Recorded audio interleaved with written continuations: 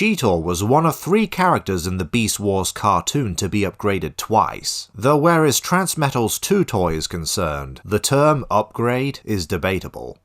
Cheetor's beast mode is still a large cat, just less what his name implies, and more of a saber-tooth, with his prominent canines. Whereas the first Transmetals merely inverted the organic and mechanical components for each mode, Transmetal 2s blend these elements equally in both modes in a way best described as chaotic. Across the toy you have what looks like torn fur and flesh, revealing the robotic structure within. This includes the tail, with spikes sculpted on the mechanical parts. Further emphasizing the twistedness of the Transmetal 2s is the asymmetry, such as on his head, as well as his left-hand beast limbs donning guards.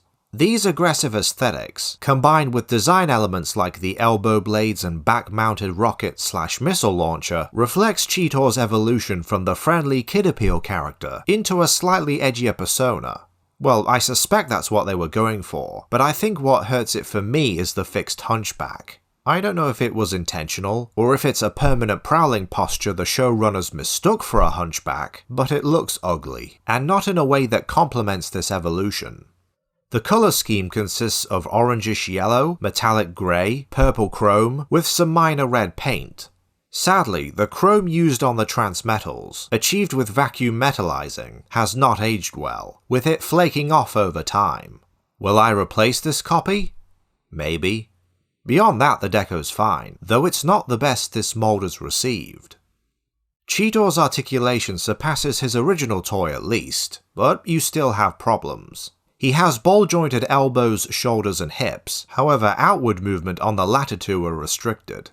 And while the elbows can swivel sideways, they barely have any hinging motion, as they're stuck in this permanent bend. So are his knees to a degree, but they fare a bit better.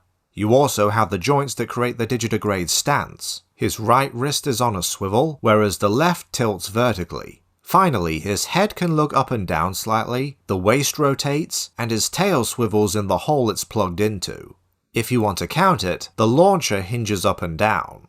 For gimmicks, the missile fires, his foreleg guard deploys like a blade, which probably explains the limited wrist range, and his rear leg guard flips up, revealing a spark crystal bearing his true allegiance, another recurring feature of the Transmetal 2s.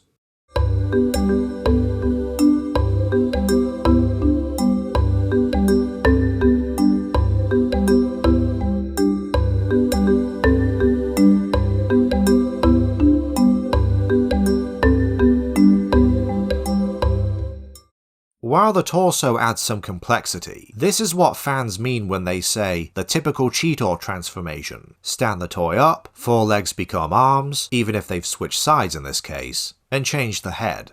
And really, aside from the robot head, thumbsies gained, and a better look at the torso details, it's not that dramatic a change.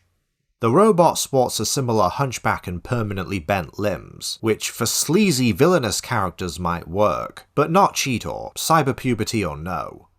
The robot is functionally identical too, in gimmicks and articulation, with the addition of hinged thumbs and a neck swivel. Seriously, his elbows are like that stupid Animorphs Rachel Lyon toy in how restricted they are. Also, with only one wrist swivel, attempting to wield his weapons in the other hand is either a challenge or just looks stupid. Cheetor's tail forms a whip, which he can barely hold. It too is molded in a predetermined pose. Come on, Transmetal, Rat Trap and Megatron figure this out. He grips his gun okay, and I guess the spikes add to the whole feral theme. If you haven't guessed, I'm not impressed. Part of my distaste lies with the character choice, which, believe me, can make or break a toy more than you realize. But even so, a lot of the design choices, mainly the purposefully stunted articulation, backfire more than me after a can of beans, resulting in the worst Transmetal 2, the worst Beast Wars Cheetor figure, and dare I say, one of the worst Beast Wars toys period. Want a more impressive speedster? Join me in my final video of the year.